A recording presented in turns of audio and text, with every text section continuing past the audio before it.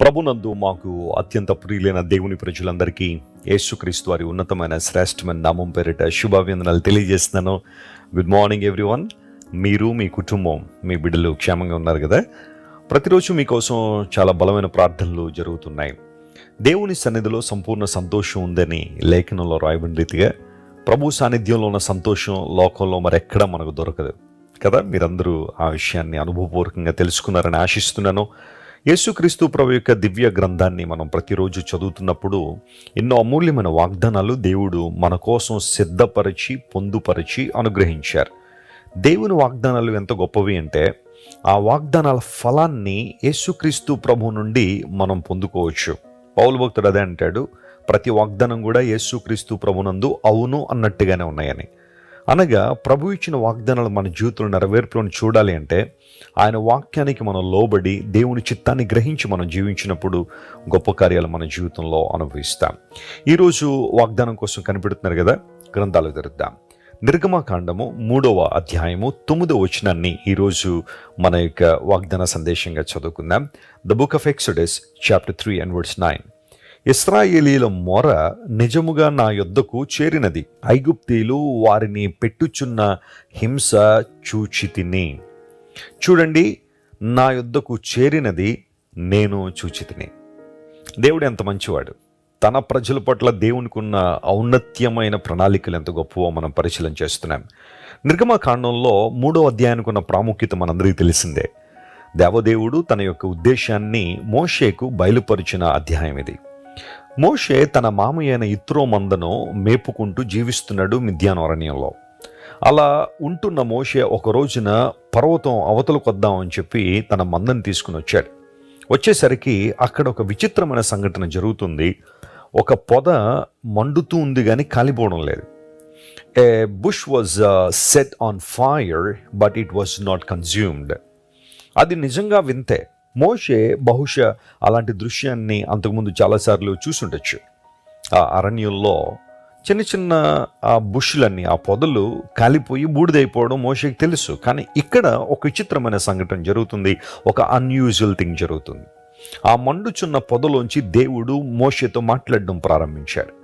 ఎందుకు ఆ రోజు దేవుడు మోషేతో మాట్లాడుతున్నాడు అంటే 2 ప్రాముఖ్య విషయాలు చాలా జాగ్రత్తగా వినండి. ఒకటి, తానెవరినో దేవుడు మోషేకు బయలుపరుచుకున్నాడు. రెండవది, తన పట్ల దేవుడు ఎలాంటి ఉద్దేశాలు కలిగి ఉన్నాడో ఖచ్చితంగా మోషేకి తెలియచేశాడు. మొదటగా తాను ఎవరు అంటే ఆయన అబ్రహాము దేవుణ్ణని, ఇస్సాకు దేవుణ్ణని, యాకోబు దేవుణ్ణని తను ప్రకటించుకున్నాడు.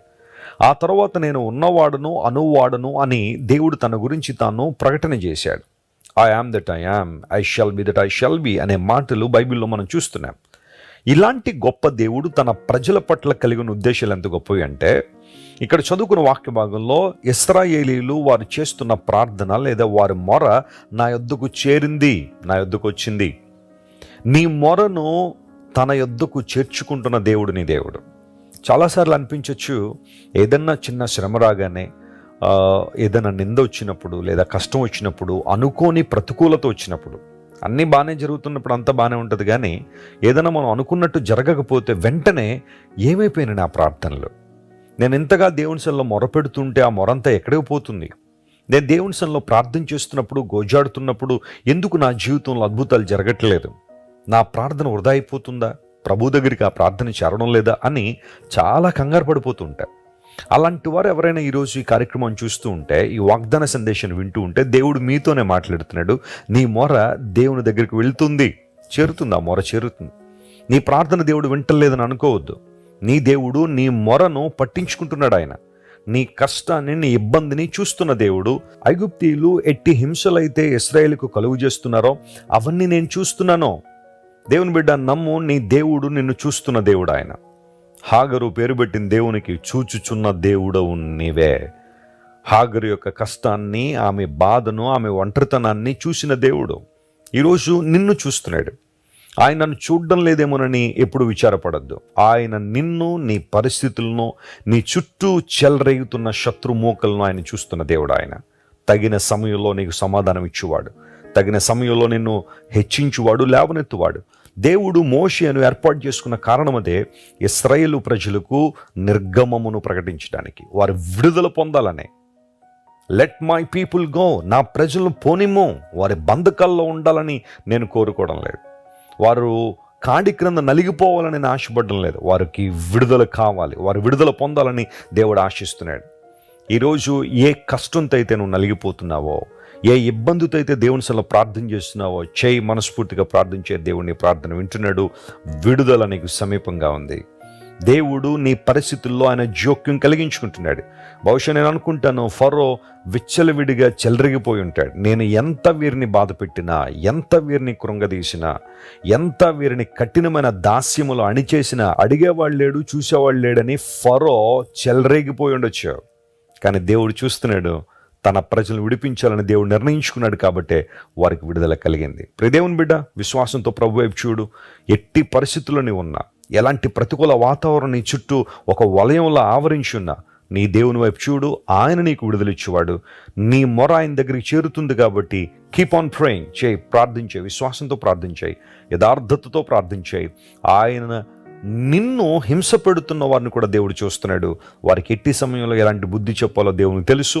ఆయన నీ పక్షంగా పోరాడి నీ పక్షంగా వ్యాజ్యమాడువాడు గనుక ఆయన వైపు చూడు. ఈ రోజంతా విజయాన్ని పొందుకుంటావు. ప్రార్థన చేసుకుందాం. ప్రేమగల మా తండ్రి, మహిమగల మా దేవానికి స్తోత్రాలు. ఇశ్రాయేలు పెట్టిన మొర నీ సన్నిధికి చేరిందని, ఐగుప్తీయులు పెడుతున్న హింసను నువ్వు చూసావని లేఖనంలో మేము గమనించాం. ఈరోజు మా ప్రియులు ఎంతమంది అయితే అలాంటి శ్రమల్లో, ఇబ్బందుల్లో, కఠిన దాస్యంలో ప్రభువా విసిగి వేసారిపోతున్నారో, ఎవరితో చెప్పుకోలేని బాధ, వేదన వారి జీవితాల్లో ఉందో కనికరించి వారికి మేలు చేయండి, సహకరించండి ప్రభువా. వారు లేవనైతే విడుదల చేసి నీ నామాన్ని మహింపరుచుకునండి. ఎవరైతే నీ వైపు విశ్వాసంతో చూస్తున్నారో విశ్వాసానికి తగిన దీవెనలు వారికి దయచేయండి. అనారోగ్యంతో ఉన్న వారిని స్వస్థపరచండి ప్రభువా. రకరకాల సమస్యలు ఇరుక్కున్న వారికి విడుదల మీరు దయచేయండి. అపవిత్రాత్మ శక్తుల చేత పీడించబడుతున్న వారికి సంపూర్ణ విడుదల మీరు ఇవ్వండి. డిప్రెషన్ అనే భయంకరమైన కాడి క్రింద నలిగిపోతున్న వారిని మీరే లేవనెత్తి ప్రభువా నీ ఆత్మచేత వారు నింపి నీ కొరకు వాడుకోనండి. ఘనత, మహిమ, ప్రభువులు నీకు మాత్రమే ఆరోపిస్తూ యేసు నామం పేరిట అడిగి వేడుకొనిచున్నాం తండ్రి. Amen, amen. God bless you, dear friends. Have a wonderful day.